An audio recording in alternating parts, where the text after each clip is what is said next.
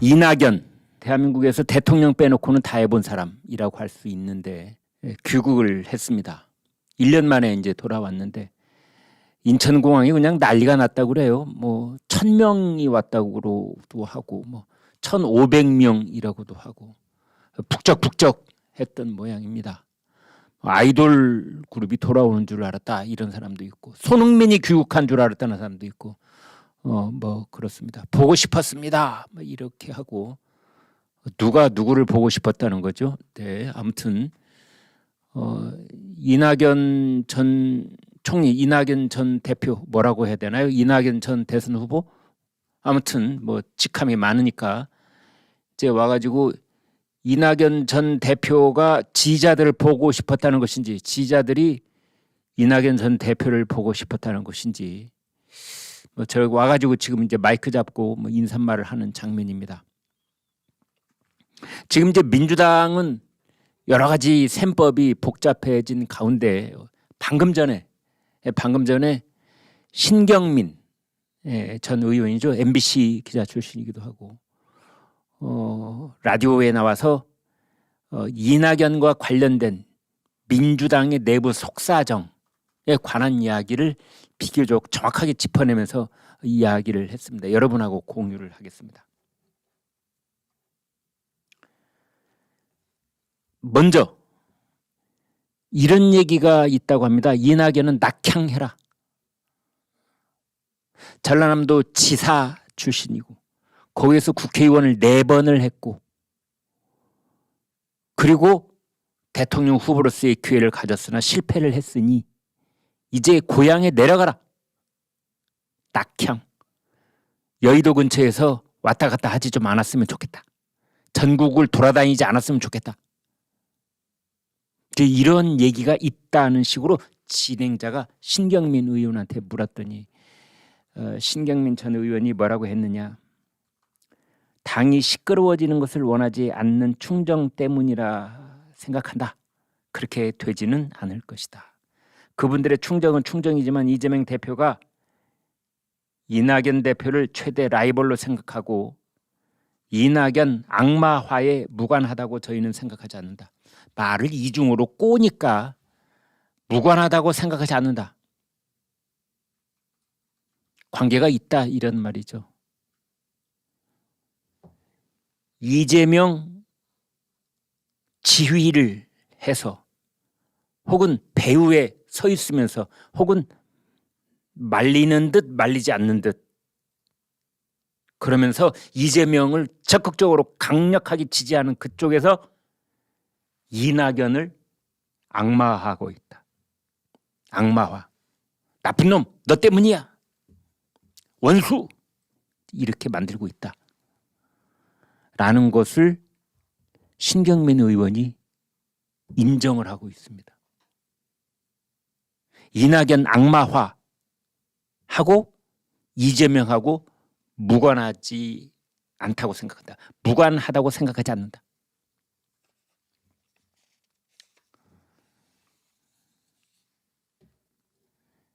진행자가 조금 더 다그쳐 묻죠. 대개 이런 경우에 그냥 물러서지 않습니다.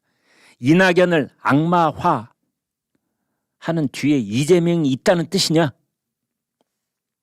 그러자 신경민 전 의원이 조금 자기 말을 나중에 이게 일파만파 이제 논란이 되면 안 되니까 조금 가다듬습니다. 뒤에 있다기보다는 이심전심으로 이낙연 악마화에 앞장서 있는 사람들은 이것이 이재명을 위한 길이라고 생각하는 것이다. 주어를 바꿔버립니다.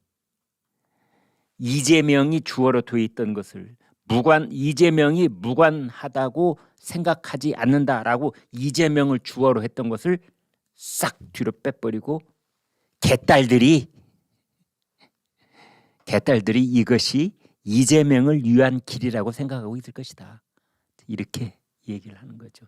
주어를 바꾸는데 콘텐츠 내용은 똑같습니다.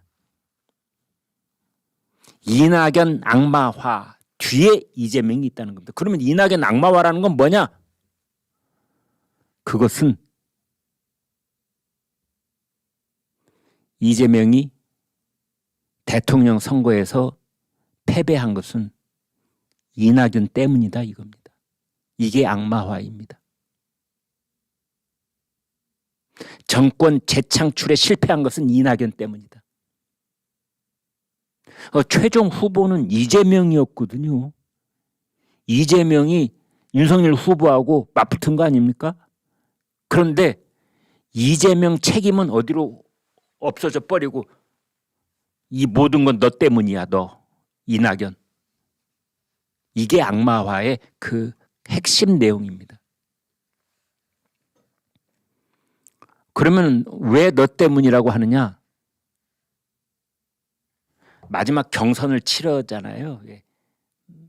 8명으로 좁히고 다시 4명으로 좁히고 컷오프를 해나가다 마지막에 이제 이재명이 딱 그 최종 더불어민주당 대통령 후보가 된 뒤에 끝까지 경합을 했던 그 사람들이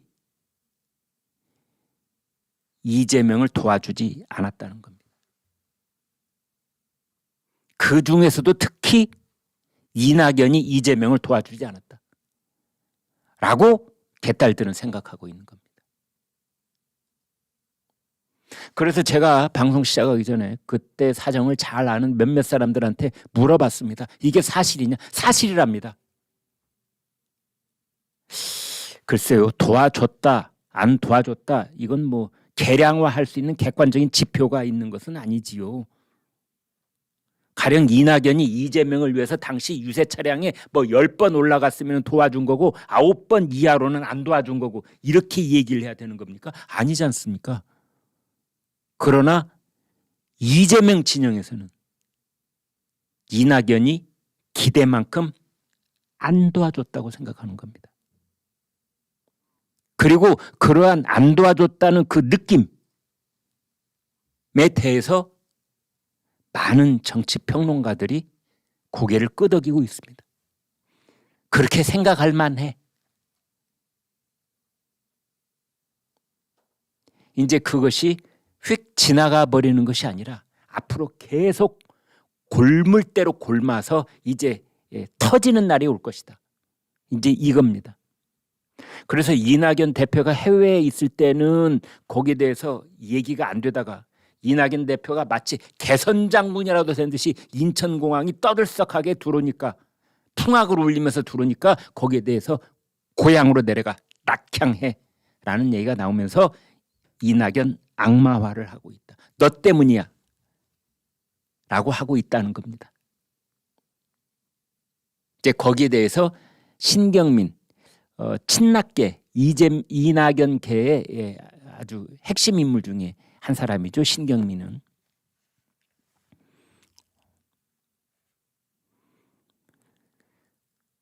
이재명이 0.73%포인트 차이로 진 거 아니겠나. 이낙연 지지층이 이재명을 밀었더라면 충분히 이길 수 있는 대선을 이낙연 때문에 놓쳤다. 그래서 윤석열 후보에게 패배했다. 따라서 대선 패배의 책임은 이낙연 전 대표가 져야 하는 것이다. 이렇게 보는 것이 이낙연 악마화라는 거죠. 그걸 계속 되풀이하고 있다.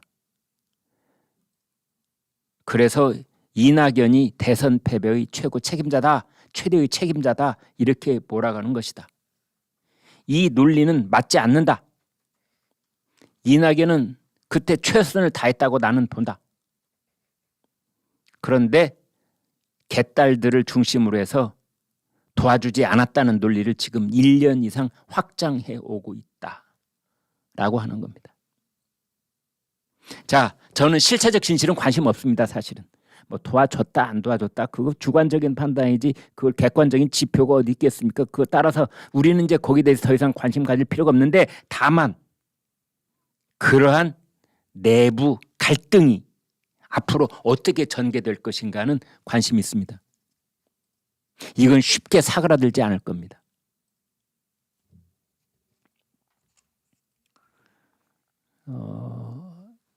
친낙계 지지층하고 친명계 지지층은 당 내에서 당 밖에서 계속 충돌할 것입니다. 그리고 이낙연도 이재명도 자기 지지층한테 제발 그러지 마세요라는 메시지를 절대 안 낼 겁니다. 놔둘 겁니다. 모르죠. 비밀리에 제3자를 통해서 오히려 조장할지도. 그래야 자기의 정치적 지분이 단단해지고 커질 수 있으니까.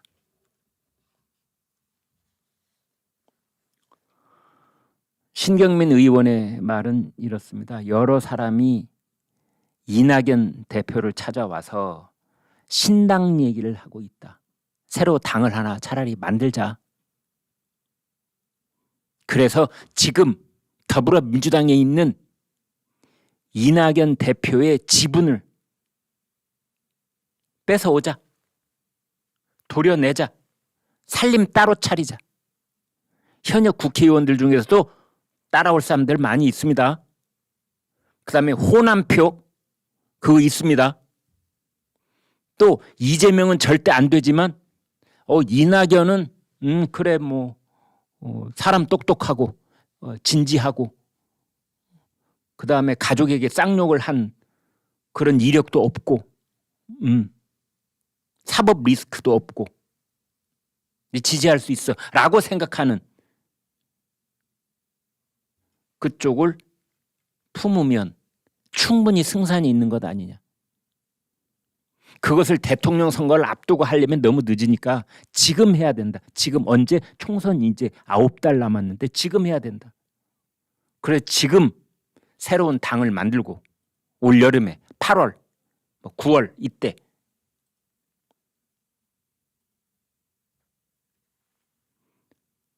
그리고 그 당을 기반으로 해서 내년 총선에서 교섭단체가 되는 20석은 물론이고 50석, 100석 목표를 좀 원대하게 잡아가지고 일단 총선에서 확실한 정치 세력으로 이제 자리매김을 한 다음에 그 다음에 대권을 꿈꿔보는 것이다. 이런 얘기를 이제 하는 거겠죠. 이쪽에 가서 신당을 만들자고 얘기하는 사람들은 기가 막힌 계산서를 가지고 옵니다. 전국의 253개 중에서 우리가 새로 당을 만들 경우에 유리한 의석은 몇 개고 수도권에는 얼마고 영남에는 얼마고 강원도 충청도 호남 쪽에서는 또 우리가 어디를 먹을 수 있고 이런 계산표가 빠삭합니다. 그 일만 몇 년 수십 년씩 해온 사람들이 여의도에는 수천 명쯤 있습니다. 그 사람들은 딱 말만 하면 계산표 가지고 와서 이낙연이 딸로 살림 차렸을 경우에 경합 지역은 어디고 포기해야 될 지역은 어디고 확실하게 우세한 지역은 어디고 하루 만에 쫙 계산서 나옵니다. 내년 총선에 우리가 60석 확보할 수 있어 이런 계산서 들이밀 겁니다. 신당 만들어도 된다. 그런 얘기가 자꾸 나오는 것이 결국 민주당 내부에서 친명계와 친낙계가 이렇게 되는 거죠. 신경민 의원이 이렇게 말했습니다. 결국은 이런 갈등이 심화될 것이냐 아니냐 하는 것은 이재명한테 달려있다. 이재명이 어떻게 하느냐에 달려있다. 이겁니다. 이거 매우 복잡하고 무서운 말입니다. 우리 낙연이 형, 이낙연 대표한테 달려있는 것이 아니라 이낙연 대표는 할 만큼 했어. 이 모든 것 책임은 누구한테 다 있고 누구한테 달려있는 거냐? 이재명한테 달려있다. 이재명이 분명하게 정치적 선배로서의 대접을 해주고 이낙연 전 대표가 가지고 있는 전 대표로서의 어떤 그 지분 이걸 분명하게 인정을 해주고 지금 혁신위원회 그걸 우리 보고 믿으라고 친낙계에서는 그렇게 생각하고 있습니다. 제 말이 아닙니다. 신경민 전 의원의 말을 조금 더 들려드리겠습니다. 지금 이재명 대표가 혁신위원회를 띄우고 있고 더 혁신행동회의라는 것을 띄워서 공천을 완전히 새롭게 하고 새로운 물갈이를 하겠다는 그것으로 혁신을 포장하고 있는데 포장을 말을 했습니다. 뭐 혁신이 어떻고 저떻고 뭐 이렇게 얘기를 하고 있는데 친낙계가 보기에는 친명계가 주축이 돼서 일정한 계파들을 싹 몰아내고 물갈이를 하려고 하는 것 아니냐. 포장지만 혁신이라고 씌웠을 뿐. 그래서 신경민 전 의원이 이렇게 말합니다. 혁신이라는 포장지가 아니고 진짜 속살을 어떻게 채울 것이냐에 달려있다. 자, 여기 뭐 이런저런 뭐 이 수식어 다 빼고 이게 복잡하게 얘기할 수밖에 없는 사정들이 있을 겁니다.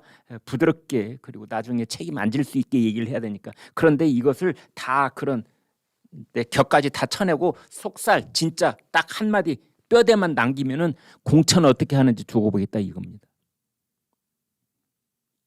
만약 비명계, 친낙계들을 공천에서 배제하면 우리도 가만히 있지 않겠다. 그런 기미가 보이면 우리도 가만히 있지 않겠다. 혁신위원회가 무슨 공천 룰이랍시고 만들어가지고 뜩 내놨는데 전부 다 친명계에게 유리한 공천 룰을 만들고 친낙계를 다 속아내는 쪽으로 만든다면 그게 혁신이냐? 공천 학살이지? 이런 경고의 메시지를 신경민, 친낙계 좌장격인 신경민 전 의원이 라디오 방송에서 오늘부터 말하기 시작한 겁니다. 한판 해보자. 혁신위원회 좋아하고 있네. 혁신 100번 해봐라. 그게 국민들한테 먹힐 것 같아. 결국은 공천 장사하려고 그러는 거잖아. 자, 속살 한번 내보여봐. 진짜 속살이라는 말을 썼습니다. 신경민 전 진짜 속살. 그러면 정치판에서 진짜 속살이 뭡니까? 공천이지요.